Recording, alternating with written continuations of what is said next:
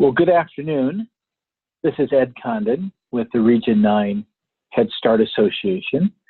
We're so glad that you have joined us today to learn about the Leadership Challenge for managers and directors. I'm actually calling in today from Long Beach. We're here at the Early Intel event. It's going well. Interesting new content that's being shared on the area of quality improvement. So I'm so glad to be able to join you and give you a little bit more information on the Leadership Challenge. Now, before we launch into the particular content on this informational webinar, I do want to point out just a few things since we are in a bit of a time crunch for the sessions that we're leading this December. And I should say we regularly scheduled Leadership Challenge to occur in December. However, we do contract courses for Leadership Challenge throughout the year, either for grantees or groups of grantees. So as we go forward, the first date I want to just keep in front of you is we do need to cut off registration this year for the December courses on November 21st. We have to do that so that we can get the pre-work done accordingly. Now we have about 30 individuals registered for the Phoenix session, and we have around 15 individuals, about 15 individuals for Pomona. So Phoenix is just about full. If you're interested in joining that course, you probably should let us know right away. If your choice is Pomona, we have a little bit more time, but definitely not later than the 21st to secure your registrations. And we'll talk a little bit more about deadlines for each of those courses in case that you have chosen to sign up for that. But let me first spend just a little bit of time about the Leadership Challenge. And of course, I want to share with you my personal journey as an individual who has worked in early childhood education for the past, really almost 30 years. What attracts me to the Leadership Challenge is how well it fits the community that we work with and the populations that we serve. The Leadership Challenge, as you'll discover, is a wonderful framework which really helps to address how leaders practice their craft in the elements in which our work is conducted. Meaning the Leadership Challenge and leadership development is really beyond simply the task of being assigned as a leader, a director, a manager, or some other title, but really leadership sits with each one of us in the roles that we have, in the constituencies that we touch. And I love to start with this particular quote by the authors of the Leadership Challenge, Jim Kouzes and Barry Posner. And they use this quote, I think, and we use it, of course, in the workshop to really dramatize the spirit of the course and the spirit of their philosophy. As you see here, leadership is the art of mobilizing others to want to struggle for shared aspirations. And what I find so powerful about this quote is this concept that leadership is an art. And we know that when we really think about those who we defer to, those who we believe to be leaders. They are more than just technicians. They are more than just good orations. They are more than just the ability to bring us together because of their passion. But they're really artful. It's how they communicate. It's the visions that they draw for us. It's the way in which they enroll us in their cause.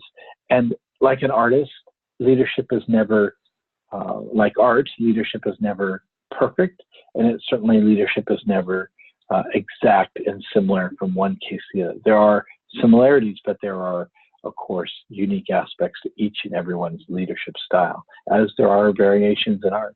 And again, like art, leadership is carried out in different venues. It can be carried out, like art is carried out through song and dance and the cultural arts or other mediums. Leadership is certainly something that we see exist all around us and experienced in so many different ways. In addition, I love how this quote brings us to this concept of to want to struggle. As we'll discuss in just a few minutes, the authors of this course really believe that, like any great thing, leadership is practice, practice, practice. And it's really about not being successful all the time, that it's being intentional all the time and practicing leadership approaches and being observed in those approaches in a manner that really helps others to see where we're headed. And of course, that's where they close on this concept of shared aspirations. In the course, in the 2 days together, we talk a lot about shared aspirations. We talk a lot about how in Head Start we try to build common sets of values to establish trust, whether that trust be between a parent and a teacher, or a teacher and her site director, or a site director and the larger agency, or the site director and community partners. It's those shared aspirations that we try to build between agencies and the political constituency, whether that be a school district or a city leadership. And so really this leadership approach emphasizes shared aspirations because at a fundamental level, there's the belief that the more we agree to, the more we will work in common to achieve. Before we go any further into the course, I want to spend just a minute and give you a glimpse into what the authors see as the key elements of the leadership challenge.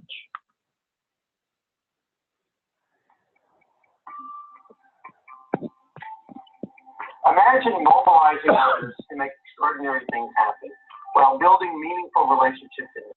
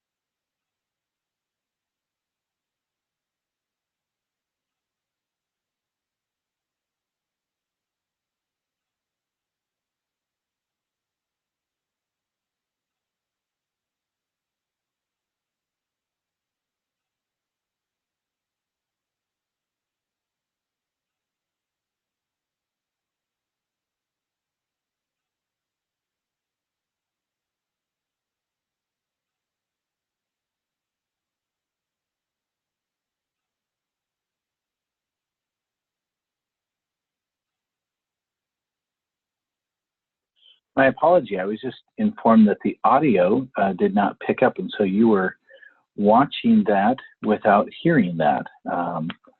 Let me take a look, and I'm going to go ahead and leave this on and start this one more time. You'll see it. I hope you can hear it. Let me go ahead and try this one more time.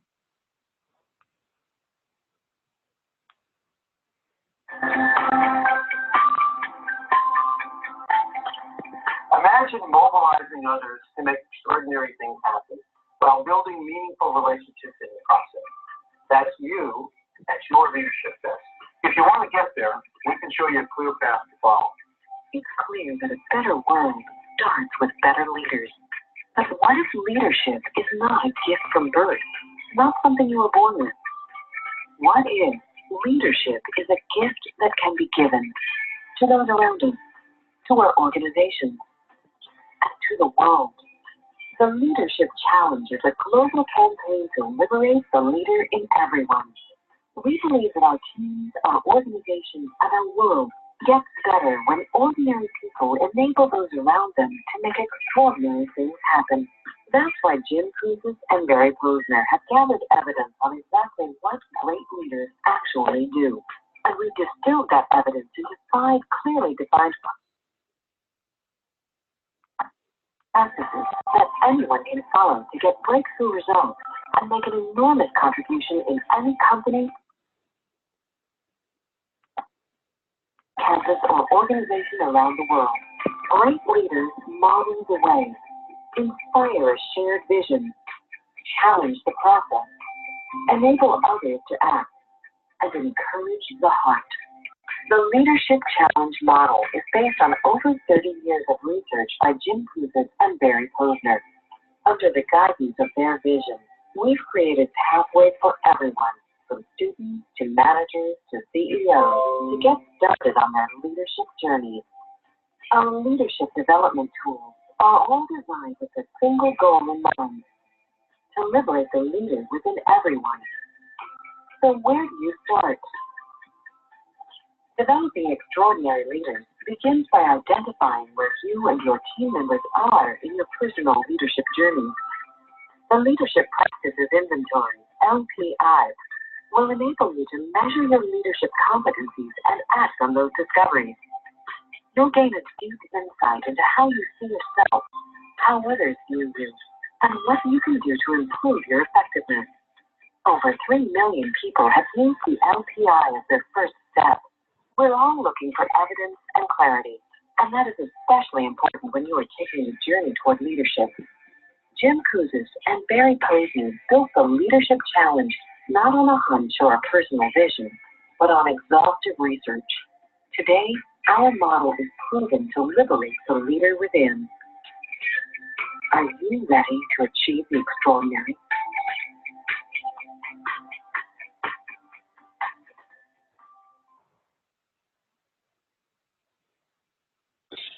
And I love that thought of liberating the leader that's within. And one level, it might sound a little scary because it suggests that we're going to radicalize the workforce and create renegades in each of the organizations. And it really means quite the opposite. It means liberate to create ownership of the environment, to create a shared interest of the environment, and to create the understanding and the knowledge of how each one of us own our own responsibilities to contribute to the culture of the community.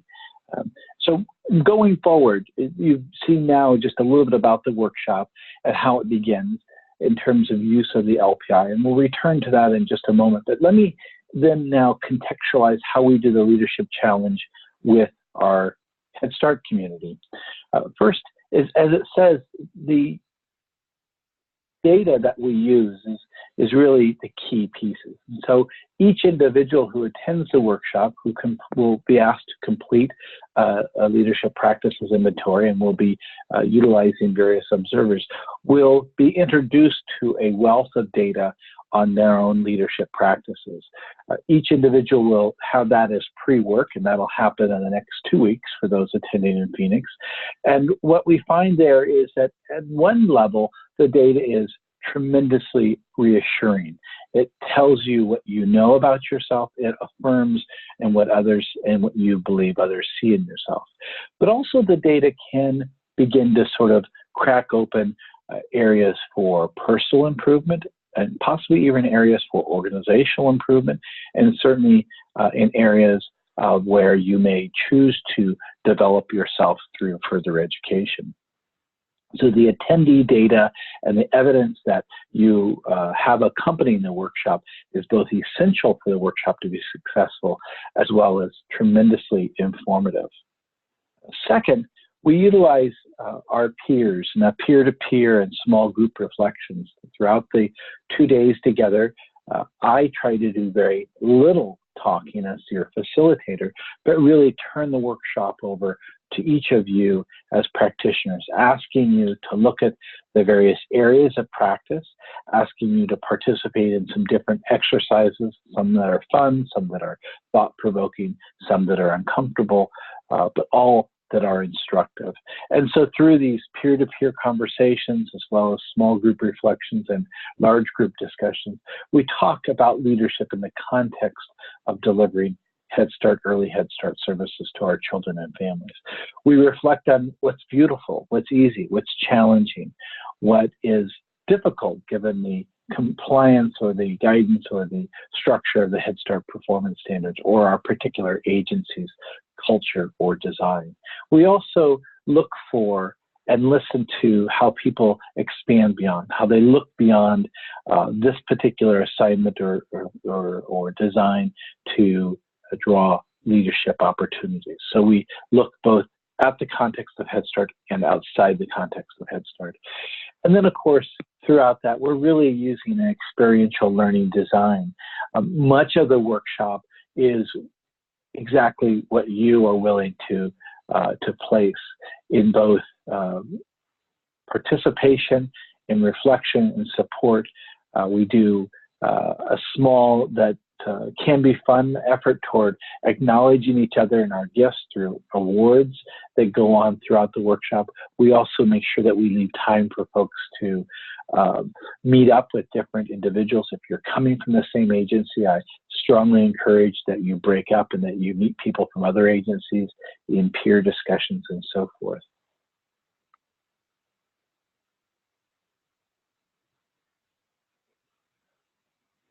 As described in the video, the course is laid out in these 5 practice areas: model the way, inspire a shared vision, challenge the process, enable others to act, and encourage the heart.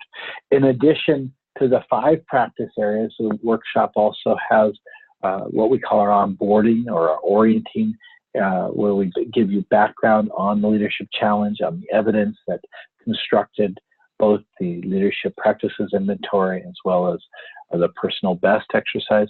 And then we have a call to action at the end of the workshop as a point for you to develop your plans and develop your ideas going forward.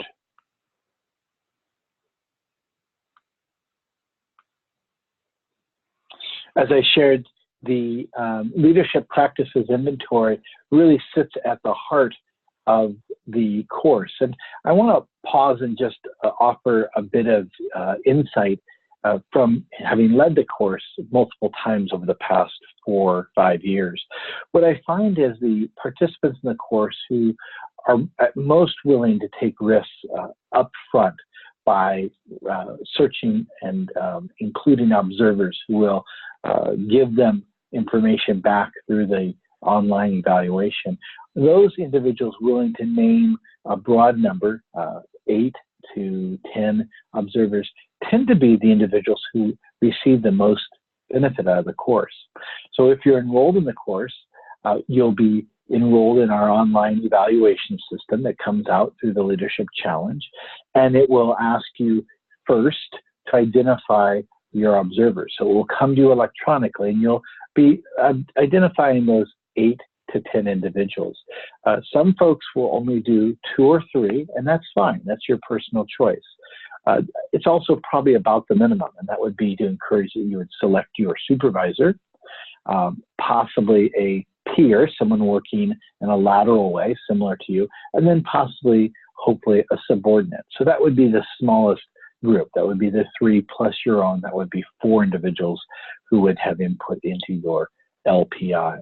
Again, we encourage you to go to the higher number, up to 8. And in that case, it might be the opportunity where you might have your supervisor and even maybe someone one above that person, or your supervisor and then a supervisor that doesn't supervise you but might be leading another department. So someone who's familiar with your work but sees you differently than your own supervisor. You might also then look to your peers, and instead of just one, you might go out to a couple directions. Maybe someone who, like you, oversees a department, or someone who might oversee a department in the same organization, but not in Head Start. So it could be someone who, again, crosses paths with you, but may not have a direct review. And then, of course, your subordinates or the folks who work with you, we encourage you to gather up as much information, as many of them as possible. I always like to remind folks who are coming from one agency, if we have a lot, then by the time you name your 4 to 6 and they name their 4 to 6, there can be a lot of overlap, and it can be a lot of work in completing these evaluations. Each one takes about 10 to 15 minutes to do, so you want to just be thoughtful as a group in terms of who all gets brought in as observers. But let me also suggest that the observers can be from outside the organization. I've had observers give feedback from a volunteer role. So they're on a nonprofit board, or they are the lead of their children's Girl Scout or Boy Scout troop, and they ask a friend or someone who's coordinating to observe their leadership skills. We've also had observers from individuals' faith organizations, someone who sees them in that role. We've also had observers who have been family members of individuals, so a spouse or a domestic partner or someone who sees you and sees your intentions. And the reason why those observers, again, coworkers, up the line, down the line, subordinates, individuals who see you in the community, individuals who might even know you in the family, is because much of what this tool is looking for are the practices of leadership. They're not looking for leadership in the context of a specific day or a specific task, but they're looking at larger behavioral indicators. And individuals who we work with in community settings and in families, as well as in the workplace, can give us insight into who we are and how we're observed. So as you go forward registering the class, I want to encourage you to think about observers in a larger context and encourage you to really take the risk and ask more people to join and be your observer. Just to digress for a moment, if you're participating in the Phoenix course, which is of course December 4th and 5th, you'll be asked to select your observers by the 26th of November. So it'll be coming up quickly to you, and then having the observations sent out. Of course, we'll be doing all that for you. You'll simply be putting the email address in, and those observations will need to be done by the 30th of November. So a pretty quick turnaround. But again, it's essential information and it's great data.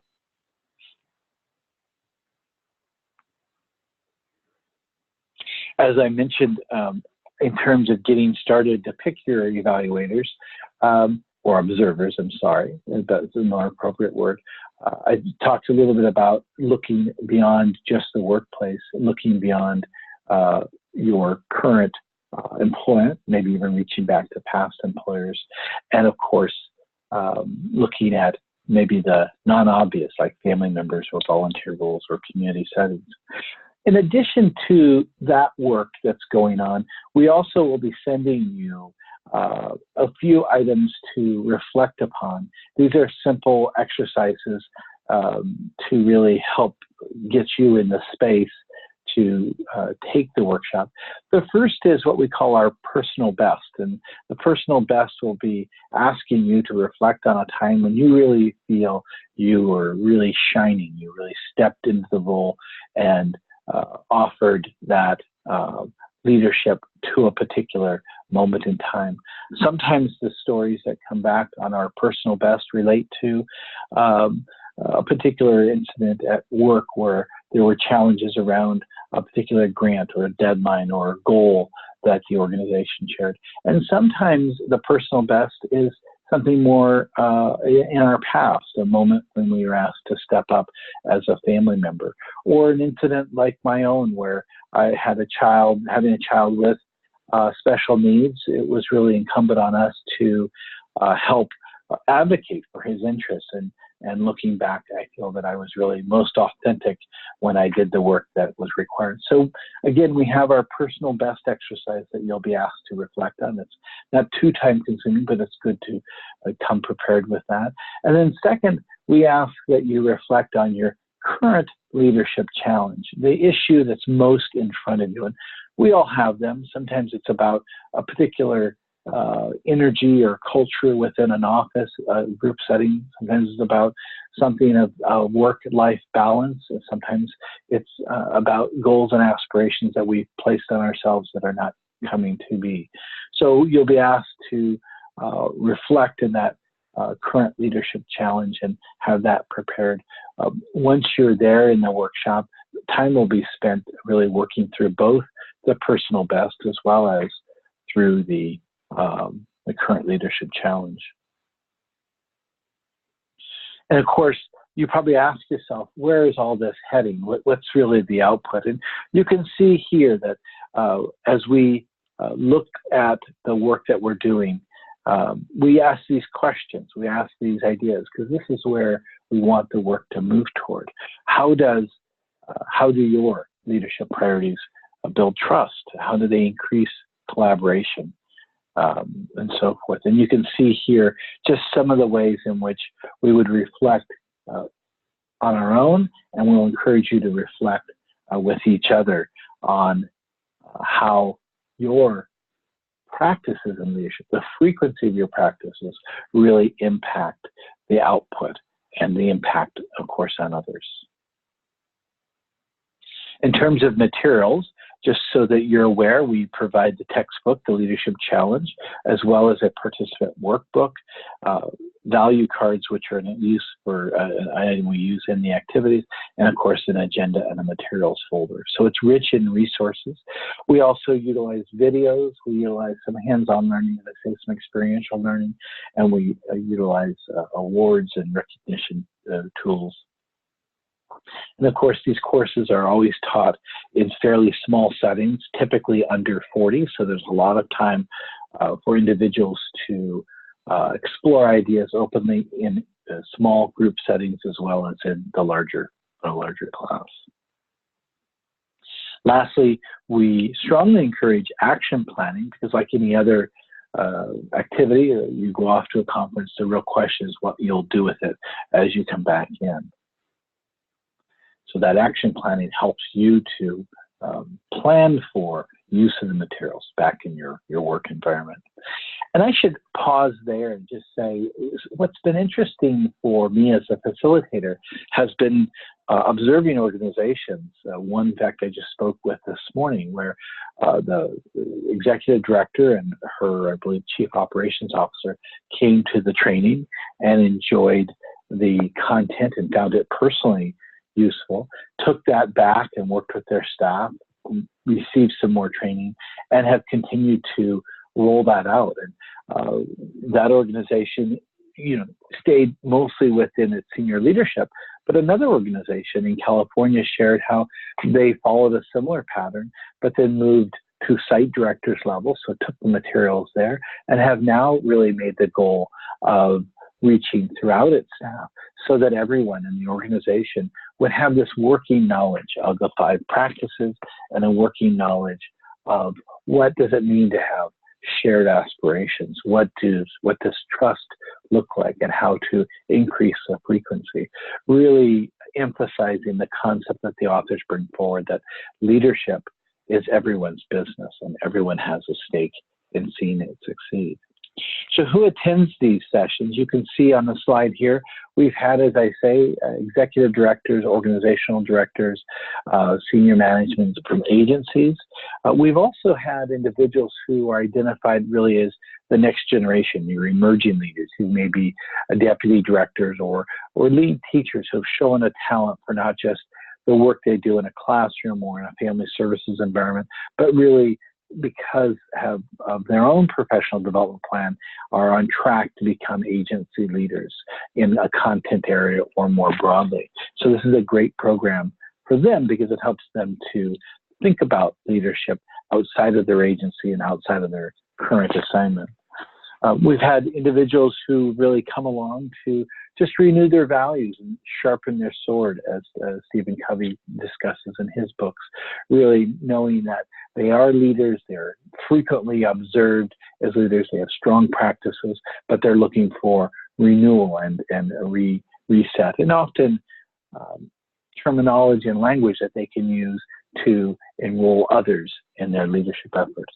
And then, of course, we have a number, as I shared, individuals who come from organizations that are looking for a framework which can cascade throughout the organization as they are challenged to build a culture that is both, a work culture that is both responsive to community and responsive to the assignments of the work that they do, recognizing that we work with a lot of fairly stressed situations and sometimes very difficult environments.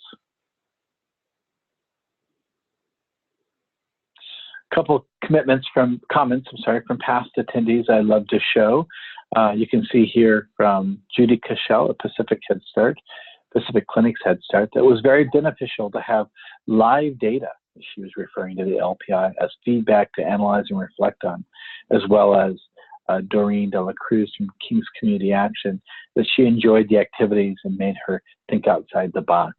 I love to see that and read that. And I believe if you've been following the emails, we just recently posted a video clip from Jerry Mead at Kern Community Action, Kern County.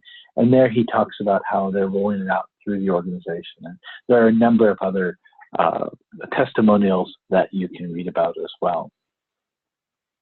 One of the aspects that we do offer with the Leadership Challenge is that of Coaching VIP, which is a companion organization. Christine Matos and Jim Parr are individuals who are certified coaches who have, of course, incorporated the Leadership Challenge into their training. Christine works primarily with, I think at this time, with Kids Count in Placer County. And she's there as a means by which you can deepen the impact through a coaching and reflective supervision model. That can be arranged through the Region 9 Head Start Association, or you can simply contract with them directly. As I mentioned at the top of the call, we will be offering 2 sessions this December, the 4th and 5th in Phoenix, which is just about sold out. We're at 29, so we have just a little bit more space to go. And then, of course, the second is December 11th and 12th, which is the Kellogg West Conference Center, which is the Cal State Polytechnic University in Pomona. So that's outside of Los Angeles, kind of sits between Los Angeles and Riverside. If you're flying into the Pomona, you'll probably fly in through Ontario. If you're coming into Phoenix, of course, we're right there at the DoubleTree, just almost adjacent to the airport. Very easy access for those flying in. And in both cases, parking is free. So you can, if you're a local individual, you can certainly park right on site with us.